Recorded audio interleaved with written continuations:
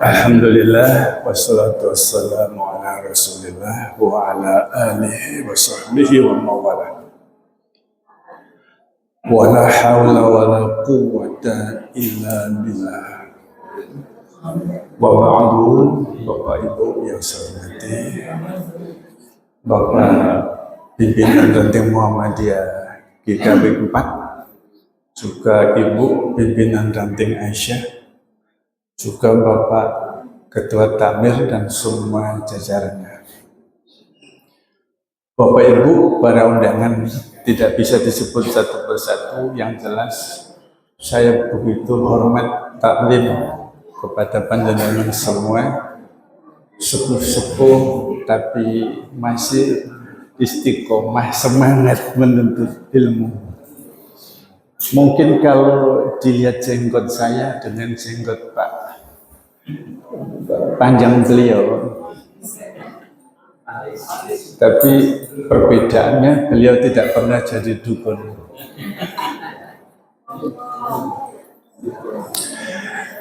Kita urutkan satu persatu. Silakan duduk yang enak, yang sendeplek, diikuti dengan seksama dan dalam tempo yang sesingkat-singkatnya, karena hanya waktu 1 jam. Kita gunakan sebaik-baiknya. Kamis malam Jumat kemarin kami ada kajian di Masjid Kiai Haji Ahmad Dahlan sudah dulu.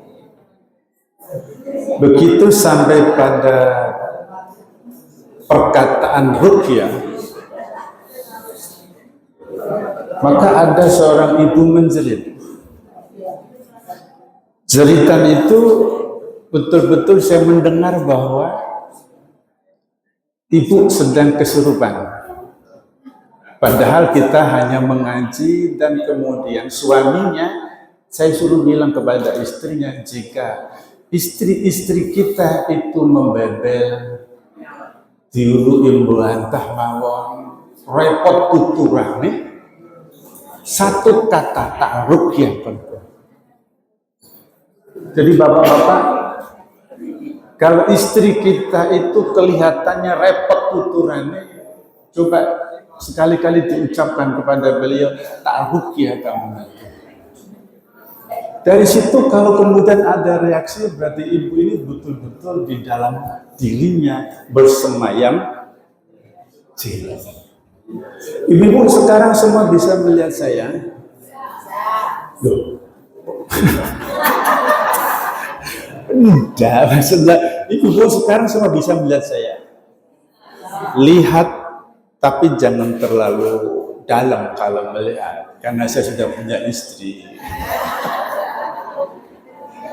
Maksudnya, jika ibu-ibu melihat saya kemudian muncul di hati rasa benci, kemudian takut, dan kemudian merasa tidak enak, lalu perut mual, berat, dada sesak, ibu harus segera mendaftarkan diri ke Pak Rojak. Ibu harus diruqyah. Itu yang pertama. Yang kedua, sebelum pengajian dimulai, tolong Bapak Ibu yang saya hormati melihat kiri kanan. Apakah yang hadir ini ialah orang-orang yang memang jamaah Masjid At-Tanbir? Karena apa? Karena beberapa jin yang kita keluarkan dari manusia yang disuruh tadi itu biasanya akan ikut mengaji kemana saya mengadakan pengajian. Maka coba dilihat kiri, kanan, depan, belakang. Kira-kira semua teman kita apa tidak? Kalau kemudian ada manusia yang wajahnya tidak pernah kita kenal, kok ada di sini,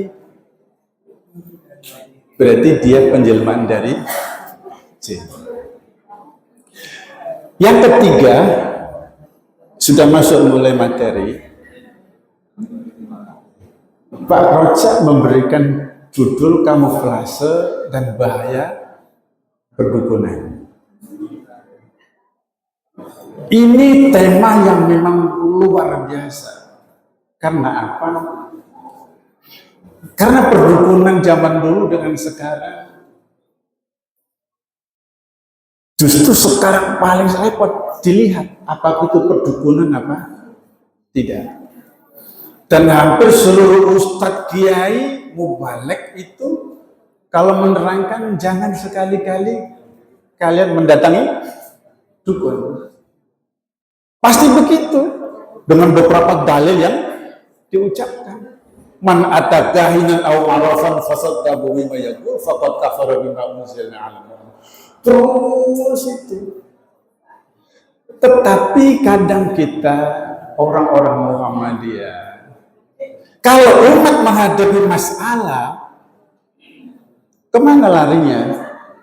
Karena sudah buntu. Datanglah ke dukun. Maka Bapak Ibu harus tahu orang ini dukun apa tidak. Ibu panjenengan ningali kula niki dukun apa ustaz? Nah, padahal saya dukun. Tapi sudah taubatan nasuh. Maka saya paham betul dunia perdukunan karena saya sekolah 2 tahun ilmu perdukunan. Sehingga saya mendapat gelar Master of Reiki dan Master of Truth. Paham betul. Sehingga kalau saya melihat ada di televisi itu seorang pakaian hitam-hitam pakai kopiah begini itu dengan bahasa yang itu kalau berdiri di depan jamaah memang terkelabui jamaah. Tapi kalau berdiri di depan saya akan bilang jangan engkaulah kemudian membohongi publik. Yang diucapkan Bismillahirrahmanirrahim. Tapi setelah Bismillah itu mantra-mantranya tidak diucapkan secara lisan. Sekarang dukun membawa sorban, membawa tasbih, bahkan kopiahnya Muhammadiyah.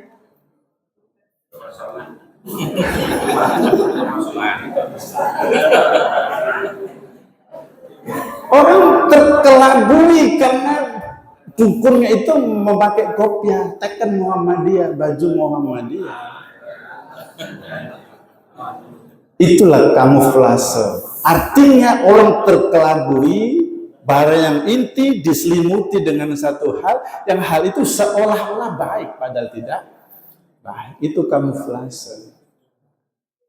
Maka kemudian muncul yang namanya kegelisahan akademik. Apa itu kegelisahan akademik? Yaitu sebetulnya manusia itu mengalami apapun di dunia itu. Ma asaba min musibatin fil ardi wala fi anfusikum illa fi kitabin min qabli an nabraha. Inna dzalika 'ala Allah yasir. Apa-apa yang berlaku kepada kalian, apa-apa itu bisa nikmat, bisa ujian. Dan di dunia ini itu sudah tercatat di Lauhul Mahfuz jauh sebelum kita diciptakan. Artinya hari ini, detik ini kita kumpul di Masjid At-Tanwir seperti ini, itu sudah ada catatannya. Inna dzalika 'ala Allah yasir, dan itu mudah bagi Allah. Untuk apa itu? Likai la ta'saw 'alaha fatakum wa la tafrahu bima atakum wallahu la yuhibbu kulla mukhtalin fakhur. Seperti Bapak ini ambil gambar kepada tamu-tamu ini sudah tercatat di Lauhul Mahfuz dengan gayanya seperti ini itu kan. Lah, besok pengajian At-Tanwir Sabtu pagi pakai baju biru, celana biru, ambil gambar. Itu sudah ada di dalam Lauhul Mahfuz. Supaya apa? Jika orang itu mendapatkan apa yang diinginkan, itu tidak sombong. Tapi jika luput dari apa yang diinginkan, orang itu tidak luput. Kalau kita kembali kepada sini, maka perlu tidak jika kita mengalami masalah kemudian minta bantuan kepada manusia atau berlutut kepada manusia? Tidak.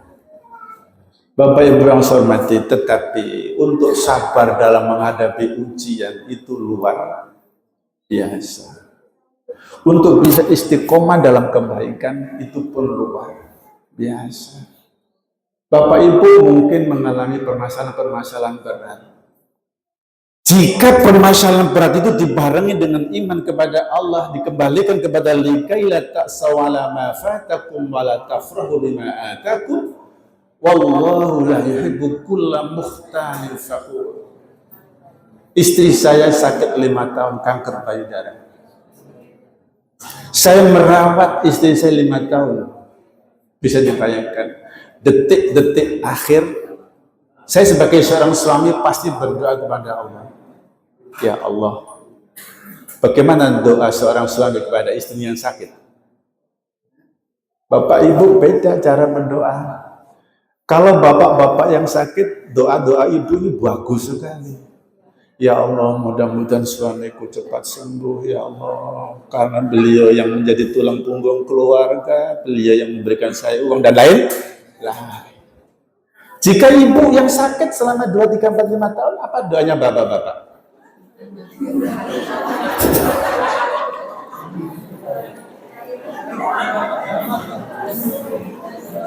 Bapak-bapak doanya bagaimana? Kau sudah dijawab oleh ibu-ibu?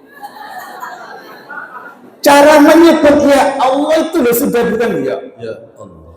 Bukan begitu. Ya Allah. Matan apa betul? Cik suwe nih kok gak nang. Itulah kebiadaban suami.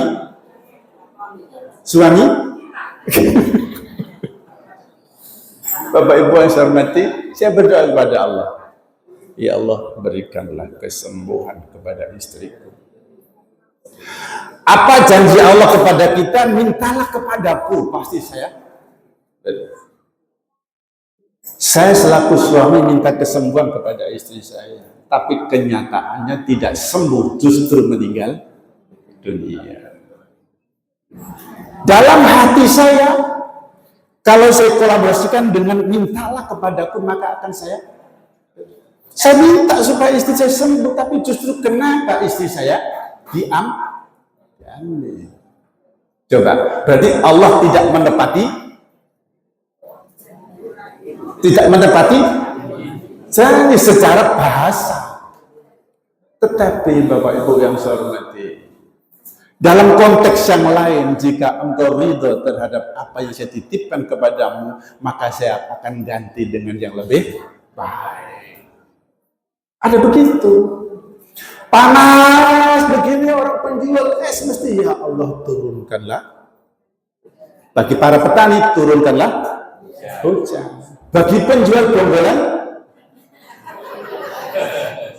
Mas Halim penjual bonggolan atau penjual es terang begini, alhamdulillah terang benderang. Yang satu minta hujan, yang satu minta penjenengan dari Allah, bingung apa mboten? Hanya menghadapi 2 permintaan itu aja bingung.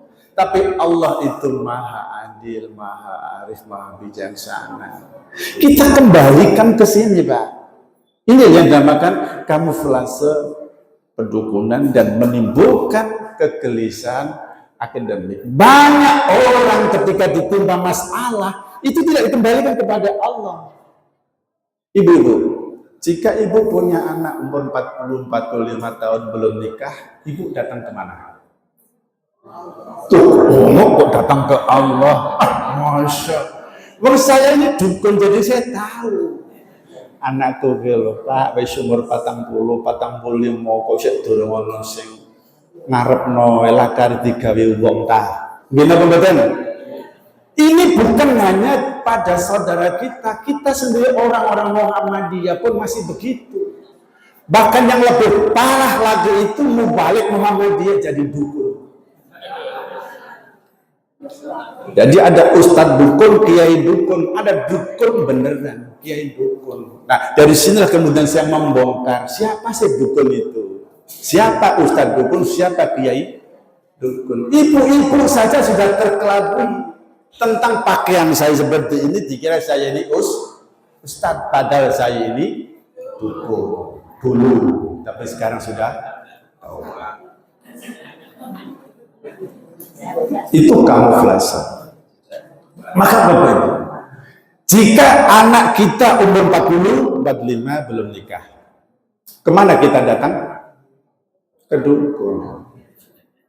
Datang ke dukun, dukun akan mengatakan, loh, anakmu itu dipageri dari Mulyono.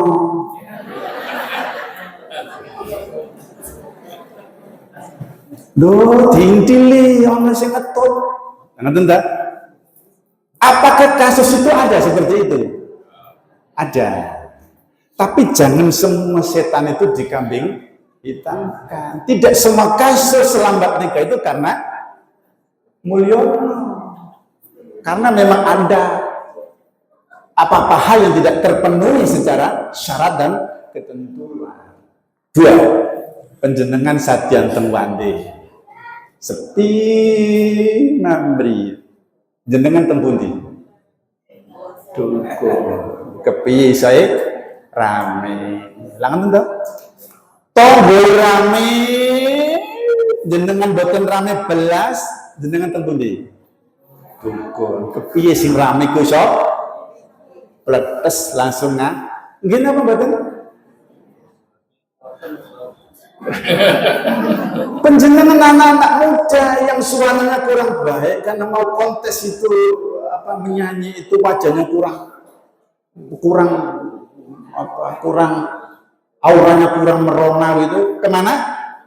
Dukun nggih napa mboten? Lah ngeten-ngeten itu semua perbuatan mengembalikan, tidak dikembalikan kepada Allah tapi dikembalikan kepada dukun. Dukun tahu itu. Maka kemudian bisnis yang sangat menggairahkan itu ya perdukunan. Nah, perdukunan zaman sekarang disesuaikan dengan era modern. Dulu dukun bawa keris, sekarang dukun bawa laptop, bawa pen, bawa cukup HP. Dulu dukun menyalakan dupa, sekarang dukun menyalakan lilin. Dulu dukun pakainya pakai belangkon, pakai kejawen semua. Sekarang dukun pakai jubah, pakai putih, pakai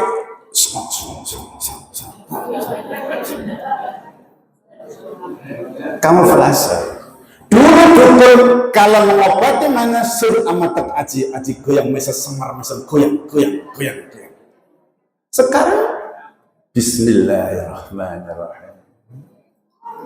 Yang mendengar ini dukun Islam kan gitu ya, tidak tahu bahwa di balik itu ada perkataan yang tidak diucapkan oleh dukun itu, dan itu saya lakukan karena apa? Saya mantan dukun. Jadi kalau saya mengobati orang sakit gigi, maka ibu-ibu yang saya hormati, saya ingin tanya sedikit, mana lebih pintar jin dengan manusia? Jin lebih pintar dari manusia. Jadi saya punya spesialis dokter jin itu melebihi ilmunya manusia. Apa buktinya? Ada orang sakit gigi cukup saya sentuh 5 menit hilang semua gigi-giginya. Sakit giginya hilang semua. Kalau penjenengan datang ke dokter gigi, macam-macam prosesnya sampai mulutnya harus aku salah, harus dibentangkan, kemudian harus diganjel, ambil tanggem, macam-macam, infus dan lain-lain. Proses 1 bulan 3 hari baru. Itu ilmu kedokteran manusia jauh dengan ilmu kedokteran jin. Maka jin lebih pintar. Maka kemarin saya pasang status, ibu bapak, kita menghadapi jin atau setan jangan dihadapi dengan ilmu, karena jin lebih pintar dari kita, setan lebih pintar dari kita. Kemarin ada orang kesurupan, saya bacakan tentu ayat-ayat ruqyah sampai kepada Allah la ilaha illallah la ta'khudhuhu sinatun wa la naum. Coba jinnya pun ikut ngaji ya. Allahu la ilaha illa huwal hayyul qayyum. Aku salah. Coba gimana? Jadi jin itu jangan dianggap bodoh, lebih pintar dari manusia. Maka untuk menghadapi jin jangan juga mendebat. Karena jin itu pandai mengatur kata, wish, ilate melunter ngirim melunter nganam. Jadi kalau ada orang pinter ngomong balik no dari boleh. Jin pun jangan didebat, gak akan menang mendebat jin, gak akan menang. Karena jin itu pandai mengatur fakta, realita dan macam-macam. Tapi bagaimana cara melawan jin atau setan? Lawanlah dengan keikhlasan dan kerendahan hati. Maka saya kemudian founder Ruqyah Tafasira itu maksudnya saya menghadapi jin itu tidak dengan kekerasan atau tidak saya hadir, tidak saya lanat, tapi saya bicara dari hati ke hati. Penelitian saya bertahun-tahun membuktikan bahwa jin itu punya perasaan. Silakan Bapak nanti kalau istri kesurupan, gitu ya, hadapi dengan perasaan. Ini kemudian saya bawa ke disertasi saya. Jin punya perasaan dan bagaimana cara dosen saya, promotor saya tidak mampu menerjemahkan judul disertasi saya karena melibatkan jin. Maka ditolak. Kenapa? Karena jin belum punya ukuran pasti. Di foto yang nggak bisa, di apa-apa juga nggak bisa. Tapi saya bisa merasakan bahwa jin itu punya perasaan. Bagaimana punya perasaan?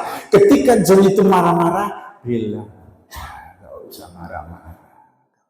Kita sama-sama makhluk diciptakan Allah untuk ibadah. Begini kan?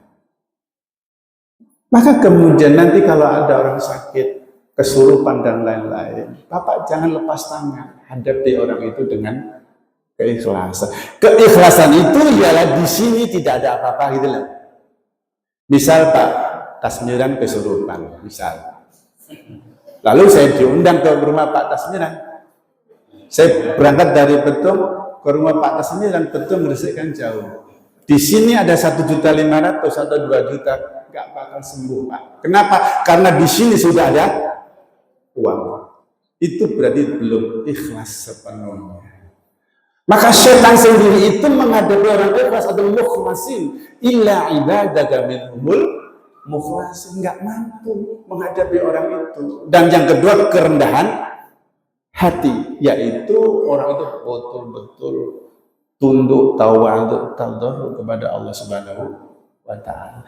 Antara perdukunan dengan ruqyah itu sebelah utara dan sebelah selatan, antara negatif dan positif. Kalau perdukunan itu ketika ada orang sakit pasti sembuh. Dalam kata sini Pak. Karena apa? Yang menyembuhkan itu kodam-kodam jin yang ada di sebelah kiri kanan saya. Kalau gigi berarti dokter gigi yang menyembuhkan. Kalau sakit apa ya itu yang menyembuhkan. Tapi ruqyah itu beda sama sekali. Sedikit pun tidak boleh ada di hati sembuh. Karena semua itu kita kembalikan kepada Allah Subhanahu wa Ta'ala. Itulah kerendahan hati. Maka setan itu, jin itu diusir dari surga karena tidak punya kerendahan hati. Ketika Allah memerintahkan wa id qulna lil malaikati isjudu li Adam fasajadu illa iblis.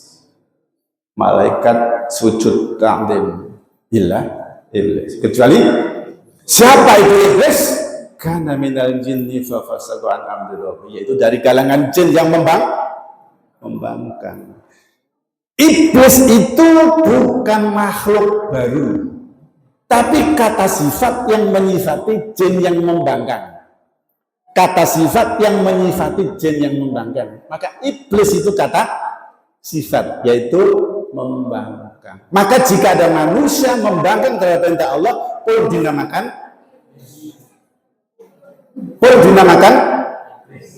Duh, kok betul jelas-jelasnya Pak. Jadi iblis itu kata sifat menyifati. Kalau manakah Allah tersudah itu amartu Allah.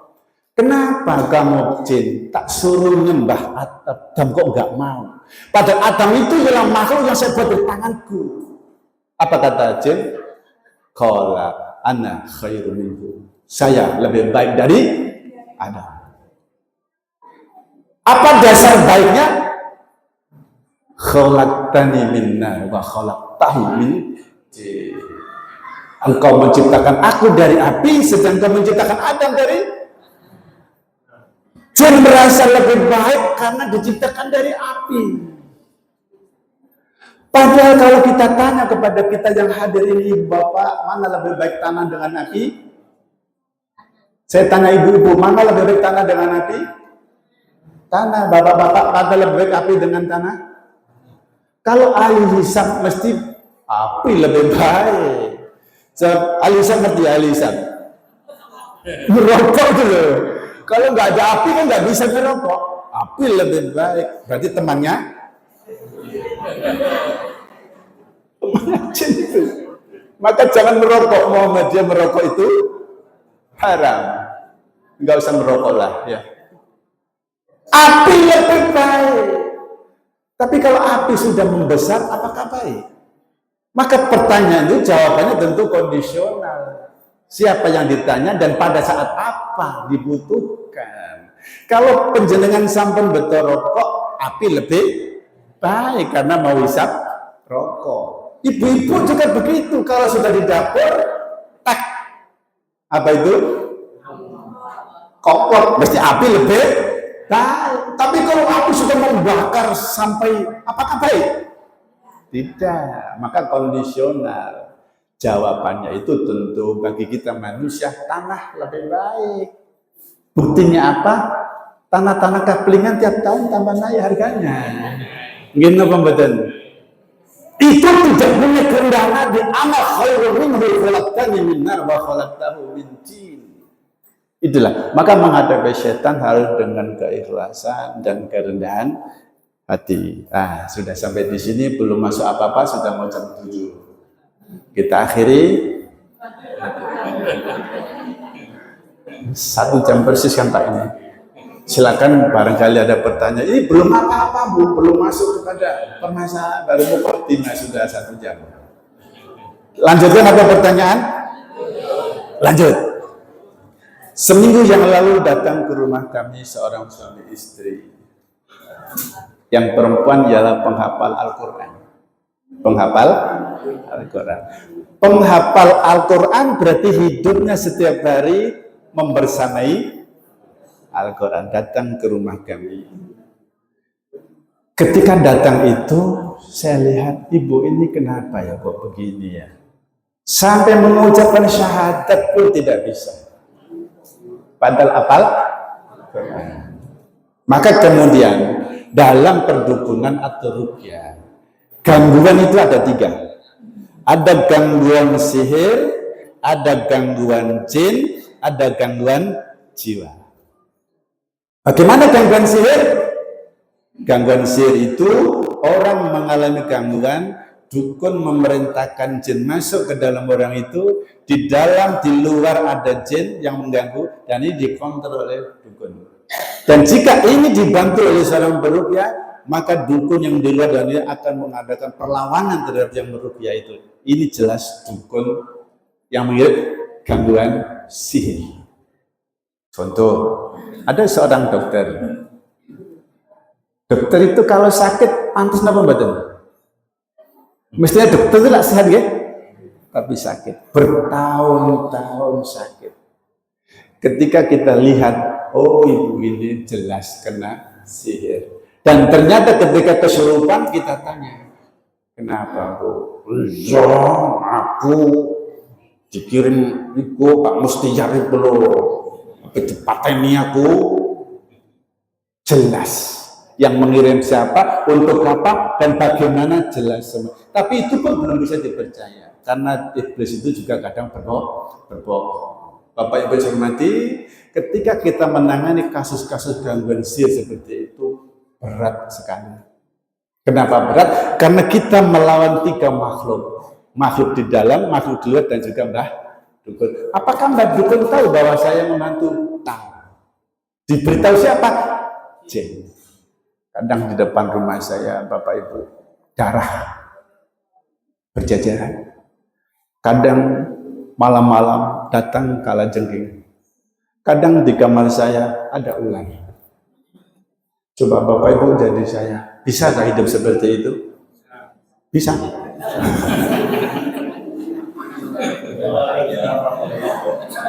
Ya Allah, Pak mentolo Pak jenengan ngoten Pak.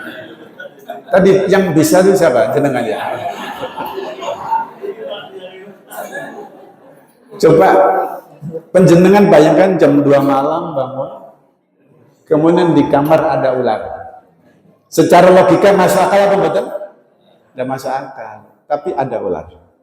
Saya bilang, loh kamu kok di sini, kenapa? Jalan, krek.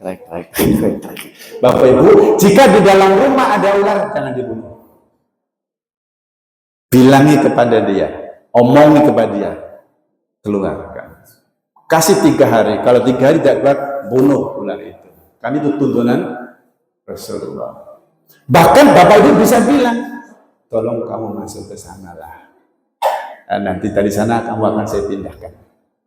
Betul. 2 kali kasus ular masuk ke rumah, yang satu saya suruh keluar, yang satu saya suruh masuk ke goni, dia pun masuk ke goni. Akhirnya saya bawa ular. Dan saya tidak pernah membunuh ular yang ada di dalam rumah, karena perintah Rasulullah jangan membunuh ular di dalam rumah. Dan apakah bisa dibedakan ini ular beneran dengan ular? Sangat bisa dilihat. Kalau ular beneran Pak, ketika kita ada gitu langsung begini Pak, gitu betul? Gerakannya begini Pak. Kalau ular jin itu masih itu kleset. Seperti yang belum makan gitu lah, kleset. Lo kan kondoknya lapar yang ini. Lo kan jawab, mosok lo jawab lah. Tapi dia tahu kleset. Itu gangguan sihir. Yang kedua gangguan jin. Ini sering sekali saya beritakan di Masjid Fakih Utsman itu. Dan ini diulangi lagi. Ada seorang perempuan, Bapak Ibu minta maaf ya, saya pulang dari malam Pak Ustadz, saya mau datang ke rumah. Kenapa Bu? Iya, badan saya gatal-gatal Pak Ustadz. Loh, gatal-gatal kok dibawa ke rumah saya? Kan gitu ya. Mestinya kalau orang sakit kulit gatal-gatal dibawa ke dokter kulit. Tapi ternyata terpaksa dibawa ke rumah saya juga. Kenapa? Karena sudah dibawa ke dokter berulang-ulang kali tidak pernah sembuh. Dan dokter sudah memberikan sulfur. Sulfur itu ialah zat yang untuk meredakan sakit kulit. Jika sulfur pun tidak bisa, maka ke dokter sudah angkat tangan. Tidak bisa datang ke rumah. Dia bilang, yang sakit gatal mana Bu? Masa ternyata gatalnya di bawah pusar sampai dengkul. Ibu-ibu, bapak-bapak, penjenengan jadi saya, perempuan sakit gatalnya di bawah pusar sampai dengkul, kira-kira gimana penjenengan? Dibuka apa mboten? Oh, bapak-bapak pikiran terus morak-mari kan? Di situ loh Pak, kemudian banyak dukun-dukun cabul ya karena itu. Alasannya apa? Loh, orang udah sakit. Orang sakit itu sudah pasti memasrahkan dirinya di apa-apa, mbak dukun mesti gelem gini apa betul? Dan itu fakta realita. Dukun juga, setan juga goda yang sakit, setan juga goda dukunnya. Bukaan lain cewek roh sakit itu. Ngoten apa betul? Pasti Pak. Yang sakit enggak dibuka mbak dukun oleh bola yang ditambani. Kok kan betul? Kalau dan itu di sini Pak. Apalagi kalau yang datang itu janda, masya Allah. Kalau yang datang ibu-ibu sudah tua yang giginya nggak ada itu sudah ada apa-apanya itu Pak. Belas. Kalau yang datang janda muda Pak, yang masih teles itu luar biasa. Setan masuk di sini nambani wong wedok iku aja ndok kamar tamu, jangan kamar privasi. Saya nang mboten ngaten itu. Lho kok mboten jawab? Jangan mlebu nang kamar. Iku privasi wong wedok niku. Saya nang mboten ngaten itu. Loh, saya. Begitu sudah di kamar, setan masuk lagi, Pak. Namanya wong itu kelaminnya kongkong lepas, cek masuk, merasuk, anu niku lho, energi niku cek masuk. Dilepas apa betul? Lepas. Lah kalau laki-laki perempuan di kamar sudah begitu loh Pak, kemana Pak? Kemana Pak? Terjadilah dukun cabul. Dan semakin cabul dukun semakin mandi. Ibu-ibu, semakin cabul dukun semakin mandi. Maka banyak ritual-ritual dukun itu sebelum mengobati itu harus di jenengan kok kadasnya nanti oh saya belum menjawab kok jenengan sudah. Bapak-bapak, ibu-ibu bisa tanya ke saya, apakah Pak Ustadz pernah demikian? Kok bisa cerita menjelentir begitu? Bapak Ibu, saya dukun berkemajuan. Saya dukun Muhammadiyah, saya nggak pernah melakukan itu. Maka ketika ibu itu datang, belain, piye kita. Akhirnya saya mikirlah kira-kira semuanya tidak menemukan satu jawaban. Akhirnya saya bilang, Bu, tolong diingat-ingat, apakah Ibu pernah melakukan sesuatu yang kemudian perlakuan itu Ibu malamnya tidak bisa tidur? Iya Pak Ustadz. Apa? Saya itu habis ngerisi iwak, koloan iwak, tak siram nondok, pojok kono. Habis itu malamnya saya nggak bisa tidur. Masya Pak Ustadz. Jelaskan masalahnya. Beliau menyiramkan air kotoran bekas sisa ikan di satu tempat dan ternyata tempat itu jin ada di situ tersiram. Akhirnya balas dendam, semua tubuhnya gatal. Oh, kalau ibu harus diruqyah. Coba. Hanya kata-kata ibu harus diruqyah. Nanti bapak-bapak pulang ke rumah dipraktekkan ya. Ibu harus diruqyah. Dengan begini Pak. Selepas mendengar kata-kata ruqyah, wajahnya langsung spontan. Moten niku pun sekali coba kangge kula. Mergi pun reaksi moten niku kula saged dijanten kali jin yang ada di dalam itu. Sopo kon? Aku kalau disiram kata kabeh aku. Sak kita. Lah kan? Masalah sudah selesai Pak. Kalau sudah begitu selesai. Ya sepurane wong gak weruh, gak sengaja. Mungkin aja.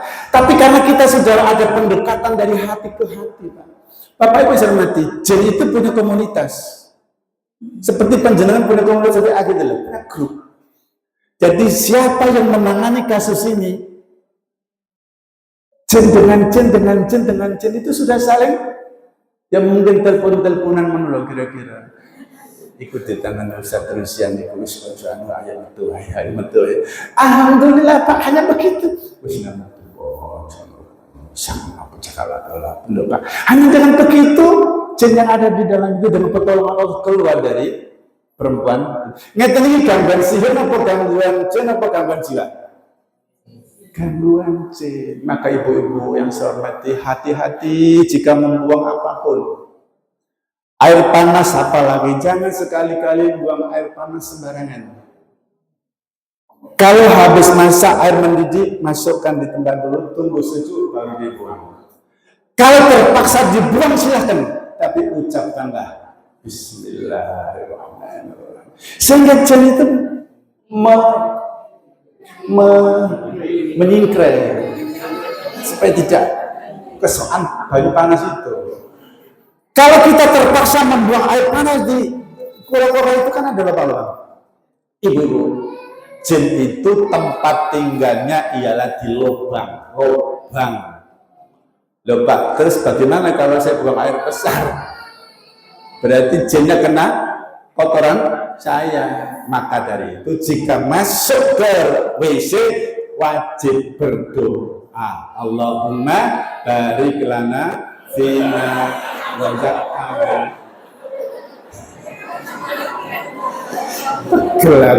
berarti jenengan sehat, betul gak ngantuk. Allahumma inni a'udzubika minal khubuthi wal khaba'is. Jin itulah tempat tinggal jin laki-laki dan perempuan. Jika kita tidak berdoa kemudian berak di situ, maka dia akan ambil dari itu. Dikeramas Bu sampai Masya Allah. Tapi kita nggak melihat. Maka jangan kesusu-susu. Ambak harus kudu metu sabar. Allahumma inni a'udzubika minal khubuth. Langsung mencolok gitu. Maka dari itu buatlah kamar mandi itu yang buka aja gampang, jangan terlalu sulit. Jagani sing ngoten-ngoten niku sudah jam 7 Kak. Gimana ini?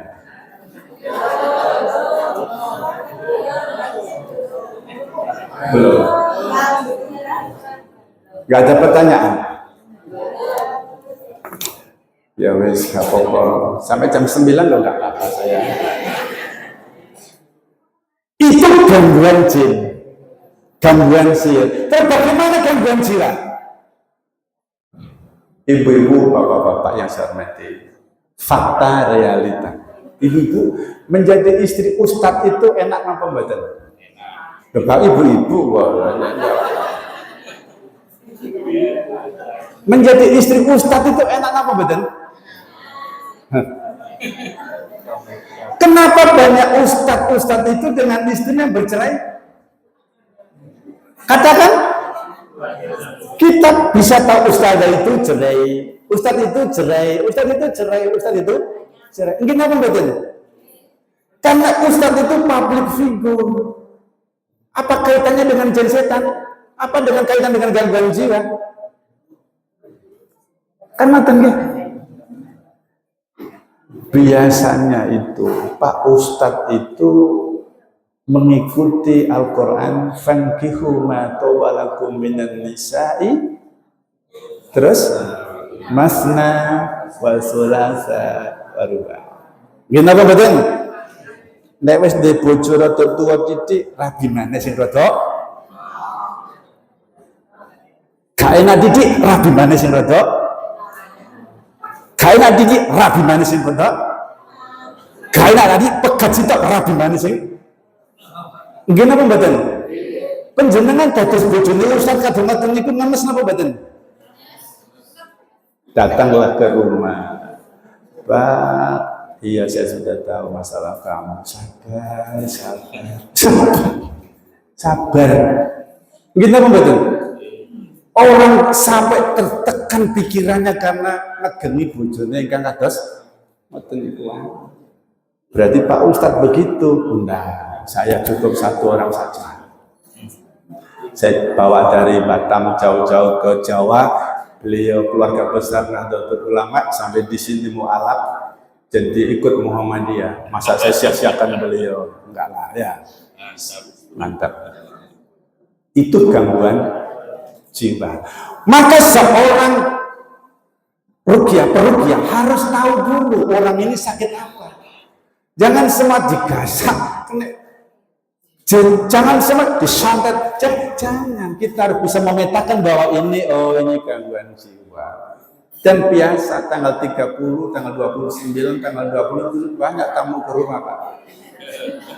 Yang kepalanya cenol-cenol, yang julukin macam-macam. Tanggal 29, 30. Kenapa? Ya karena suaminya belum gajian. Sekarang 1, 2, 3, 4, 5 agak sepi Pak pasien. Karena apa? Ya karena ibu-ibu megang uang, pikirannya padang. Cari siapa pembetak batu seneng? Duit. Ingin apa betul? Nah, itu dulu gangguan sihir, gangguan jiwa, dan gangguan dibedakan. Maka bapak-bapak yang saya hormati, kita sering melarang orang jangan mendekati dukun, jangan mendatangi dukun. Tapi kita nggak bisa memberikan solusi. Kalau kita ada masalah, kemana umat ini? Kan begitu. Maka bapak-bapak kader-kader semua ini, jika ada orang sakit, cepat-cepat tangani. Karena orang sakit itu belum tentu kena sihir. Bisa jadi gangguan jiwa. Diredam pikirannya, ya sedih-sedih. Aku dia bujuku perlu lambene akeh apa wae bari bojomu. Sabar. Kita kembalikan kepada ma'asaba min musibatin fil ardi wala fi anfusikum. Illa fi kitabin min qabli an nabraha inna dzalika 'ala Allah yasir. Kalau kita kembalikan kepada Allah, bojo lemu alhamdulillah, bojo kuru alhamdulillah. Saged meresapi mboten? Bojo endek alhamdulillah, bojo dhuwur alhamdulillah.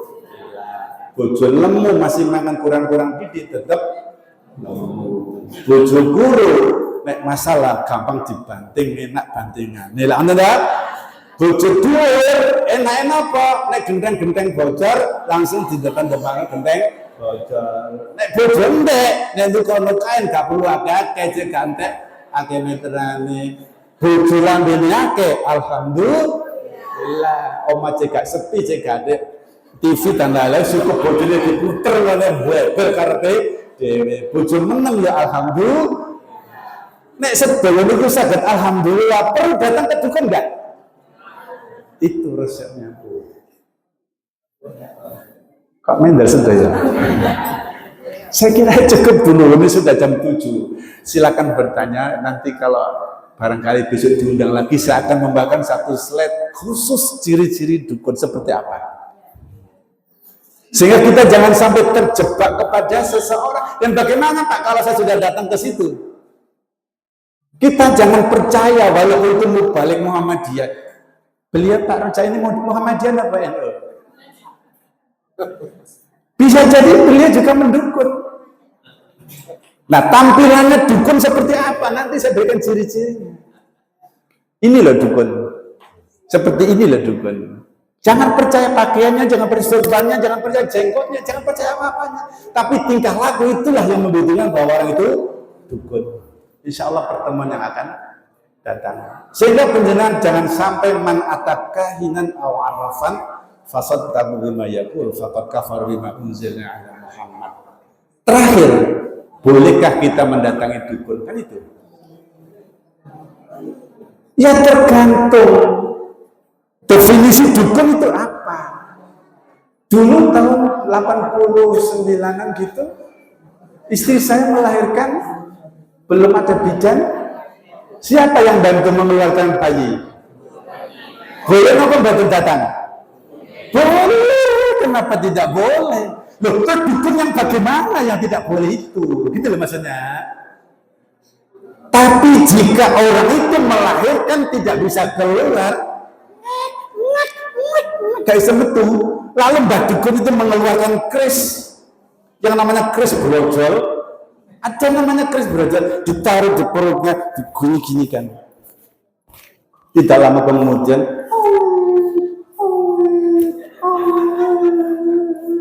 lahirlah itu Pak.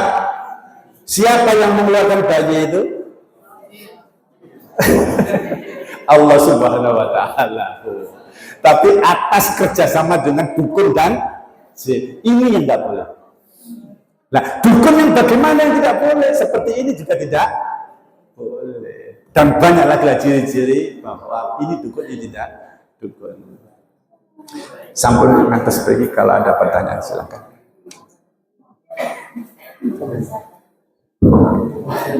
Sudah jam 7. Saya usia orang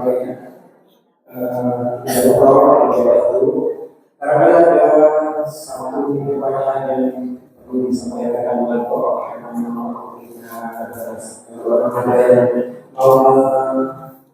sesuatu, sederhana, kalau selesai mau konsultasi tadi. Ya, monggo silakan. Gratis tanpa dipungut biaya. Termasuk beliau menduga selama bertahun-tahun tidak laku-laku itu, apakah kasus jin atau itu perlu dianu juga? Bisa diterawang. Bisa. Bisa.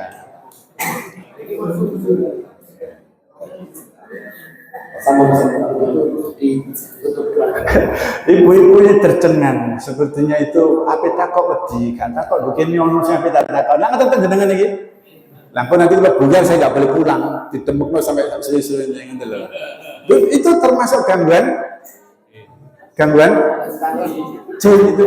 Jadi jenengan sebetulnya dikuasai lho oleh melorot ketara kabeh.